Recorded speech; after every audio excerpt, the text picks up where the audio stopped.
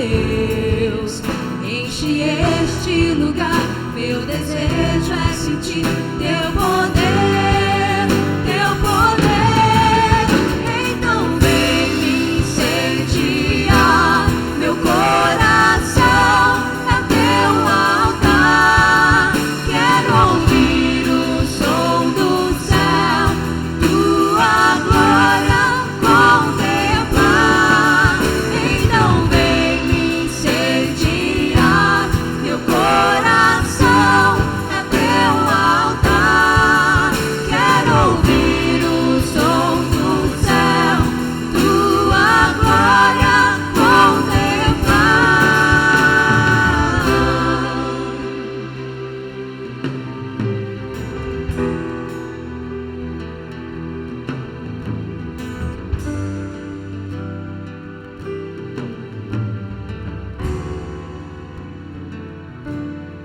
te damos honra, te damos glória. Teu é o poder, pra sempre, amém. Te damos honra, te damos glória. Teu é o poder, pra sempre, amém. Te damos honra, te damos glória. Teu é o poder, pra sempre, amém. Então vem me incendiar, meu coração é teu altar. Quero ouvir o som do céu, tua glória contemplar. Então vem me incendiar, meu coração é teu altar. Quero ouvir o som do céu, tua glória contemplar.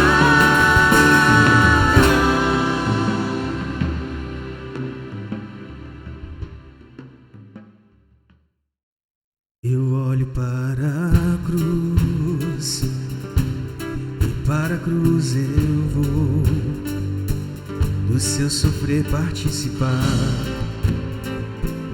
da sua obra vou cantar. Meu Salvador na cruz mostrou o amor do Pai, o justo Deus.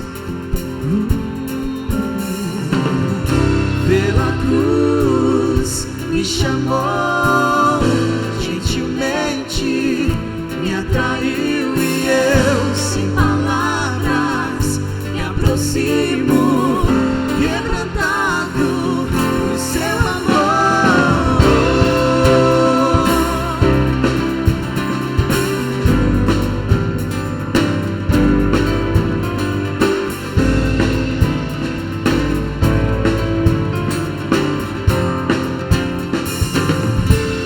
Imerecida vida,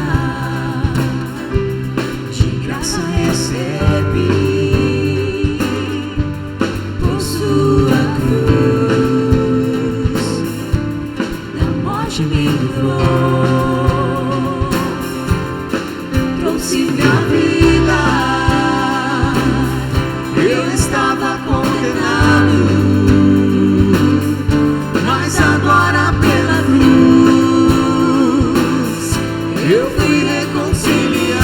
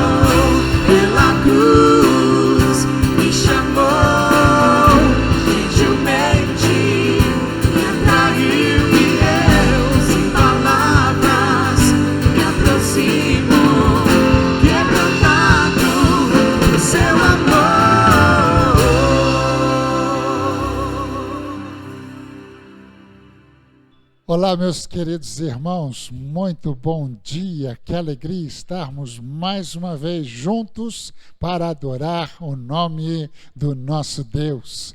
Como é bom fazer parte do corpo de Cristo, como é bom fazer parte da família da fé.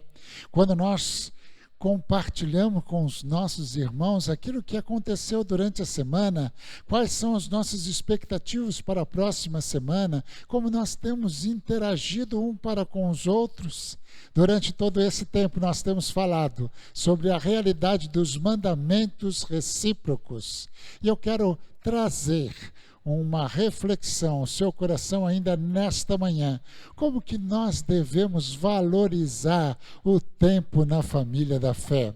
Abra sua Bíblia aí na carta que Paulo escreveu aos Efésios, capítulo 5, do verso 15 até o verso 20, servirá de base para a nossa reflexão nesta manhã.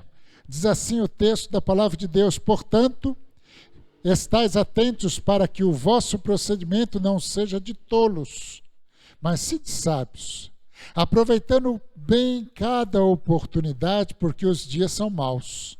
Por isso, não sejais insensatos, mas entendei qual é a vontade do Senhor, e não vos embriagueis com vinho que leva à devassidão, mas enchei-vos do Espírito, falando entre vós com salmos, hinos, cânticos espirituais, cantando e louvando ao Senhor no coração, e sempre dando graças por tudo a Deus, o Pai, em nome do Senhor Jesus Cristo. Pai eterno, aqui está a leitura da Tua palavra. Permita, ó Deus, que nós possamos tirar lições preciosas deste texto para as nossas vidas nesta manhã. Essa é a nossa oração em nome de Jesus. Amém. Queridos irmãos, nós temos compartilhado durante esse tempo sobre a importância da vida em comunidade, da vida em igreja. E nós temos compartilhado vários mandamentos recíprocos. O mandamento que nós vamos compartilhar nesse instante fala sobre estarmos juntos adorando o nome do nosso Deus. Algo mais lógico, algo que nós gostamos tanto de fazer. Aliás, estamos com saudade de juntos adorarmos o nome do Senhor. Esta, de fato, deve ser a realidade da igreja. Mas eu quero compartilhar um pouquinho, voltar um pouquinho nos assuntos que nós já compartilhamos durante esses meses e falar para os irmãos sobre essa diferença de vida que existe daquele que conhece ao Senhor Jesus Cristo e daquele que não o conhece. Paulo, escrevendo aos Efésios, ele começa a falar da importância da salvação que nos alcançou, capítulo 1, capítulo 2, capítulo 3. A partir do capítulo 4, então, ele vai falar da dinâmica do relacionamento na igreja do Senhor Jesus Cristo. E a partir do verso 1 do capítulo 4, ele diz: portanto, eu, prisioneiro no Senhor, peço-vos que andeis de modo digno com o chamado que recebestes. Andar de uma maneira digna. Mandar de uma maneira que nós possamos chamar a atenção das pessoas que estão à nossa volta, não para orgulho pessoal, mas para a glória do Senhor. Andar significa que nós não vamos ser cristãos apenas quando nós estamos adorando ao Senhor, mas o andar significa que na segunda, na terça, na quarta e cada dia da semana nós estamos andando nos passos de Jesus, imitando ao Senhor Jesus. Ainda, no mesmo capítulo 4, verso 17, ele diz: portanto, digo e dou testemunho no Senhor que não andeis mais como andam os gentios. É interessante essa leitura. Paulo está falando com pessoas que encontraram a graça de Cristo. Paulo está falando com pessoas salvas, remidas pelo sangue de Jesus Cristo. E ele usa a expressão mais. Vocês não vivem mais como pessoas que estavam desorientadas, perdidas. Agora, nós temos a presença do Espírito Santo na nossa vida e a nossa conduta deve ser diferente. E nós precisamos entender essa distância que existe das pessoas que não conhecem Jesus, das pessoas que conhecem e servem a Jesus. No capítulo 5, primeiro versículo, ele diz: portanto, sede imitadores de Deus como filhos amados. Imitar a Deus. O nosso padrão é a pessoa do Senhor Jesus Cristo. E nós devemos andar da mesma maneira que Jesus andou. Esse é o grande desafio. Primeira coisa que eu preciso destacar aos irmãos aqui é a distância entre os filhos da luz e os filhos das trevas. Várias vezes Paulo usa essa expressão que há uma distinção muito grande. E as pessoas precisam entender, olhar para nós e não ter dúvida que nós somos filhos da luz. Assim também, nós temos que entender aqueles que são cristãos, mas que não têm a Cristo como Senhor da sua vida. Como aqueles também que já conhecem a Cristo, mas não obedecem os seus caminhos. Sabe o que acontece? Há muitas pessoas que conhecem o Evangelho da graça de Cristo, convidam-no para entrar no seu coração, vivem uma vida distante da pessoa do Senhor Jesus. Gosto da expressão Senhor. Gosto da expressão de que Jesus não é apenas o meu Salvador, mas Ele é o Senhor da minha vida, é o dono da minha vida, e eu simplesmente vivo conforme a vontade de Deus. A maior dificuldade que nós temos vivido hoje, nesse tempo de igreja, é identificarmos com a pessoa do Senhor Jesus, é imitar a vida do Senhor Jesus. Eu não sei se você já teve aquela experiência de alguém, de repente, perguntar algo de religião e você dizer que é crente e um seu amigo do lado dizer assim: ah, é? Eu não tinha percebido. Que triste. Nós temos aprendido de que vida cristã não é apenas um relacionamento com Deus, mas também é um relacionamento com o nosso próximo. Todos os mandamentos que nós temos compartilhado nesse tempo está falando do nosso relacionamento para com o próximo, com base no relacionamento que nós temos com Deus. Mais uma vez, Paulo chama a atenção do verso 15 do capítulo 5, ele diz: portanto, estais atentos para que o vosso procedimento não seja de tolos, mas sim seja de sábios. O que me traz a ideia de que Paulo está dizendo que nós podemos nos avaliar, nós podemos nos autoconfrontar, estar estar em atenção com a nossa própria vida. Estais, portanto, em uma versão diz, cuidadosos quanto ao seu modo de viver. O cristão, ele identifica a pessoa de Cristo. O cristão não pode ter o sentido de dizer o seguinte: olha, eu vivo da forma que eu quiser e eu não preciso dar satisfação a ninguém. Esse talvez seja aquele que conheceu a Cristo, mas não o colocou como Senhor da sua vida. A nossa conduta, o nosso modo de viver deve glorificar o nome de Deus.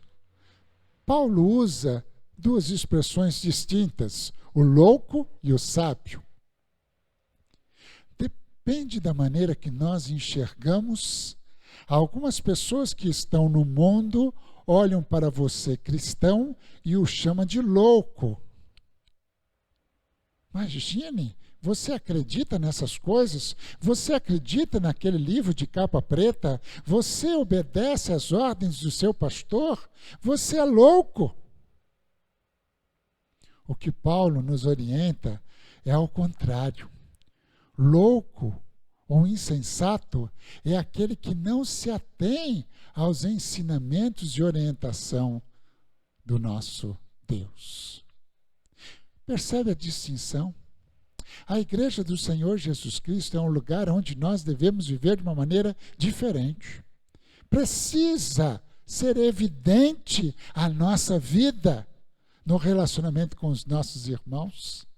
Não dá para vivermos, eu ouvia isso muito na minha adolescência, com um pé no mundo e um pé na igreja. Sabe por quê? Porque a vida que nós vivemos em dualidade é uma loucura, é insana, é louca. Essa é a expressão do texto. Ele vai repetir no verso 16, aproveitando bem cada oportunidade, porque os dias são maus. Por isso, não sejais insensatos, sem juízo, perdeu os sentidos. A nossa igreja, nós temos algumas pessoas que trabalham com socorro. E eu ouvi li uma ilustração que eu achei interessante. Diz assim que todos os paramédicos, quando vão socorrer uma pessoa que de repente teve um choque muito grande ou talvez bateu a cabeça, há pelo menos 4 perguntas que o paramédico faz para aquele que eles estão atendendo. Você sabe quem você é? Sabe aonde você está? Sabe que horas são? Você sabe o que acabou de acontecer?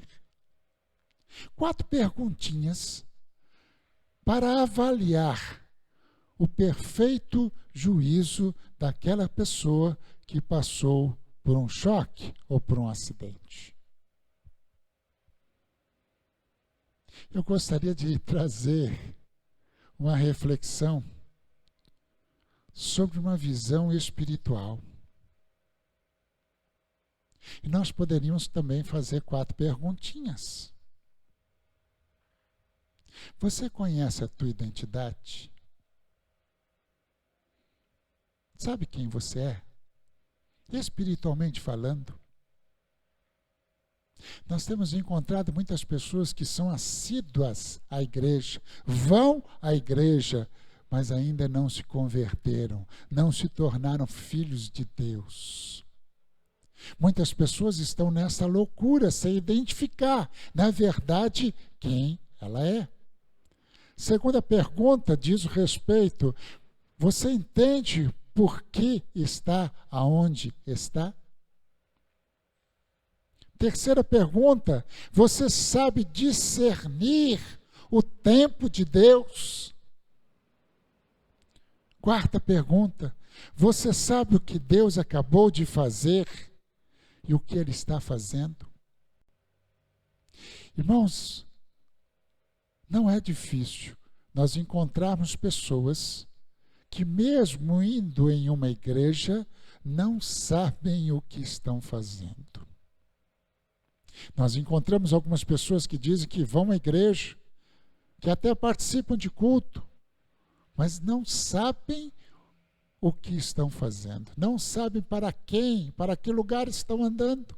Vivem uma vida mais para agradar a si mesmo, aos prazeres mundanos, do que para agradar a Deus.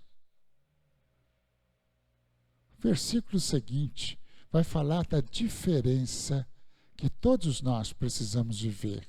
Ele vai dizer, o verso 18, não vos embriagueis com vinho, que leva à devassidão, mas sim enchei-vos do Espírito. Quero pensar mais uma vez sobre esse texto.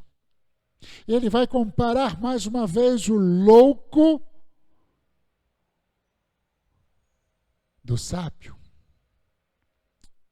Via de regra, quando nós encontramos uma pessoa que excede na bebida, ele perde os sentidos, ele não sabe o que está fazendo e ele muitas vezes fala coisas que não estão vindo da sua mente. A recomendação de Paulo é que nós precisamos deixar ser enchido pelo Espírito Santo de Deus. Esta é a vida do cristão. Não viver uma vida de dissolução, não viver uma vida de loucura. Parece que existe um incentivo na sociedade contemporânea de que quanto mais louco, mais chama atenção. Vez por outra, alguém em sã consciência que toma uma atitude de um caráter ilibado é apresentado na televisão, num jornal ou num programa como algo inédito. Porque nós nos acostumamos com o erro humano. Essa não é a vida que Deus espera de cada um de nós. Ele diz o seguinte: enchei-vos sim do Espírito Santo de Deus. Há 4 lições nesse enchei-vos. A primeira, nós precisamos entender que esse enchei-vos do Espírito Santo de Deus não é condicionado. O encher do Espírito Santo de Deus é uma ordem, é um imperativo. E todo aquele que se diz crente no Senhor Jesus Cristo precisa estar cheio do Espírito Santo de Deus. Segunda lição que nós aprendemos é que esse encher-se, ele tem uma forma plural. Isso não é apenas para você, mas para a igreja toda. Para que toda a igreja seja repleta do Espírito Santo de Deus. Para que o Espírito Santo de Deus tenha liberdade no meio da igreja. Terceira lição que aprendemos é que nós devemos também estar na forma, esse enchei-vos está na forma passiva do grego.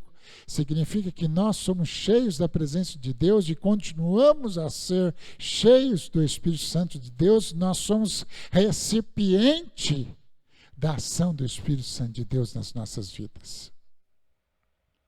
Sabe quando? Constantemente. Eu aprendi com o meu pastor da infância de que às vezes nós temos uma vida de montanha-russa, onde estamos lá em cima, no alto, espirituais, cheios do poder de Deus, e outro dia descemos e passamos totalmente a desacreditar do poder de Deus. Subimos novamente. Será que essa é a vida que o Senhor tem pedido para cada um de nós? Enchei-vos do Espírito. E assim ele diz o verso 19, quando nós deixarmos que o Espírito Santo dirija a nossa vida, e nós temos avaliado a nossa vida para viver de uma maneira digna, para que o Espírito Santo reine no nosso coração, a consequência é que nós vamos andar falando entre nós, crentes, com salmos, hinos, cânticos espirituais, cantando e louvando ao Senhor no coração. A primeira coisa é isso. Queridos irmãos, e esta ideia é cantando, salmodiando um para com os nossos irmãos. Não é fazer solo apenas, e não é esta a ideia, mas a ideia é que a comunidade toda festeje a presença do Espírito Santo no nosso meio. Eu lembro de Miriam, quando acabou de passar pelo Mar Vermelho, chegou do outro lado e viu que o Senhor, com potente mão, tinha protegido a nação de Israel. Ela não teve dúvida e começou um grande culto de adoração ao Senhor. Esta deve ser a vida do cristão. Essa deve ser a vida do cristão, onde nós vamos salmodiar. A ideia de salmodiar não é apenas cantar, mas expressar a adoração, expressar a poesia da nossa alegria, porque o Senhor tem tomado conta da minha vida. Queridos irmãos, mesmo em momentos difíceis, mesmo em momentos de pandemia, nós podemos ter esta paz, esta alegria, esse prazer, essa vontade de adorar o nome do Senhor. Como anda a sua vida? Qual é a música que tem saído dos seus lábios? Música de louvor, de gratidão, música que exalta o nome do Senhor. Falamos sobre gratidão e o verso 20 vai dizer exatamente sobre isso. A atitude do coração daquele que é cheio do Espírito Santo de Deus é, junto com os seus irmãos, compartilhar a nossa gratidão. Quantas vezes temos sido gratos, junto com a nossa igreja, pelas bênçãos que o Senhor tem nos dado? Quantas vezes que nós temos sido gratos tão somente pela nossa salvação, pela presença constante na nossa vida do Espírito Santo de Deus. Esta é uma dinâmica da igreja cristã. Irmãos, não há para Paulo em outras cartas, comenta sobre relacionamento para não ter ninguém que fale mal de outra pessoa, que ninguém fique preocupado ou competindo um para com o outro, mas a atitude dentro da igreja de Cristo, do corpo de Cristo, é uma atitude coletiva, de juntos, todos alegres, adorarmos ao Senhor. Você tem experimentado isso na sua vida? Irmãos, eu fico imaginando quando nós tivermos liberdade para voltar à nossa adoração, nosso culto. Eu sei que nós precisamos ter cautela durante todo esse tempo da pandemia, mas por que incomoda demais o nosso coração de não poder estar num culto público? De rever os nossos irmãos? De matar a saudade um dos outros? Isso é muito bom.